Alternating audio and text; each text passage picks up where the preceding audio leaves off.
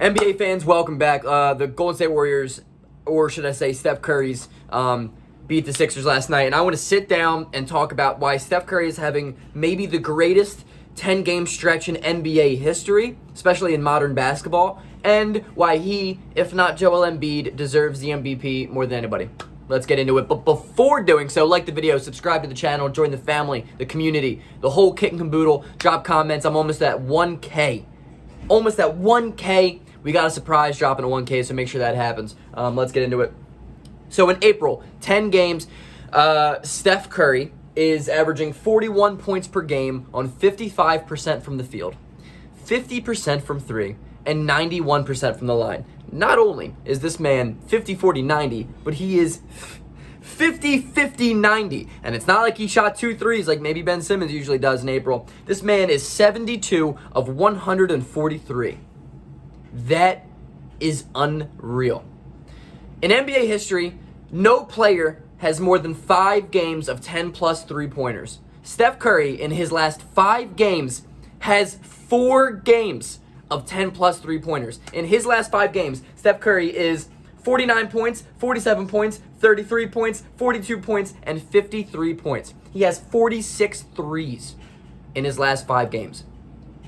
That is the most unreal thing I have ever seen in my life. Steph Curry last night literally had a historic performance. And what's crazy is it's just another game for him this past couple of weeks. He has been on the greatest stretch I have ever seen an NBA player, because not only is he scoring at will, but he's doing it from 45 feet out. This dude is pulling up off pick and rolls, double contested, and just knocking down shots. Steph Curry is the greatest shooter of all time, and somehow saying that, I still feel like it's an understatement. That's how good Steph is. That's how good he is. I mean, he is so unbelievable. And it's taken me way too long to ever acknowledge his just absolute superstardom, because the Golden State Warriors would have like 7 wins this year if it weren't for him. They would arguably be the worst team in the Western Conference again without Steph Curry. And Klay Thompson, I understand that, but Draymond doesn't have it anymore. James Wiseman's had a bad year. I mean, I like the kid, and it sucks that he's hurt, because I really wish he was in to progress and grow as a player, but he wasn't playing well when he was in.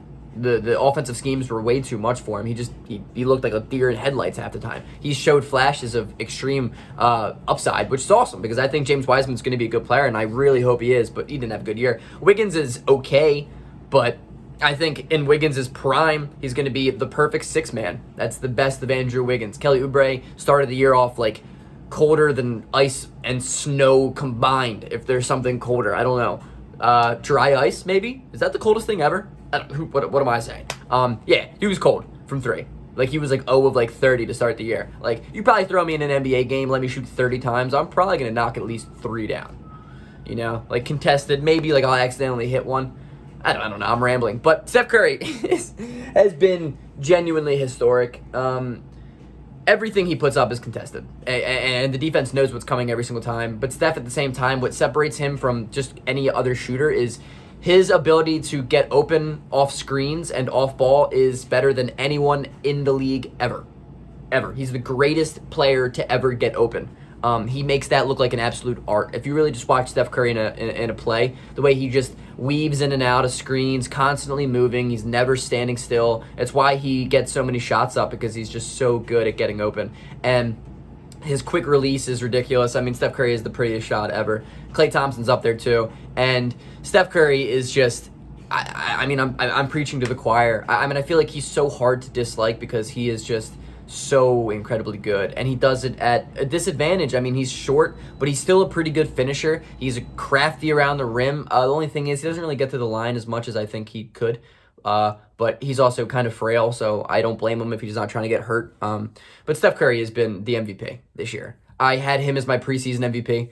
I had Steph Curry and then Luka, but the way Steph Curry's playing right now, I just don't understand the argument for Jokic anymore. I don't. Like, the thing is that people are like, okay, it's either Jokic or Embiid, but Embiid's missed too many games. Jokic, therefore, has to win. Okay, what about Steph Curry?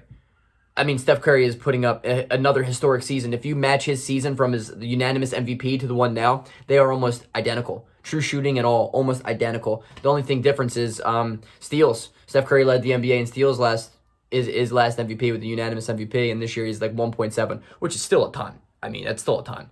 Steph Curry is the MVP of this year. If Embiid doesn't win it because of games, it's Steph. There's no player more valuable to a team than Steph Curry is. There is no player that adds as many wins to their team as Steph Curry does. There is no person who single-handedly puts on their team on their back every single night and is literally the only reason that their team is even in the game, let alone win, is Steph Curry. And they're going to be a playoff team this year. And I think if they're a playoff team this year, there's absolutely no debate who the MVP is. It has to go to Steph Curry because that team is a bottom feeder. That team is bad. The Warriors are just not good.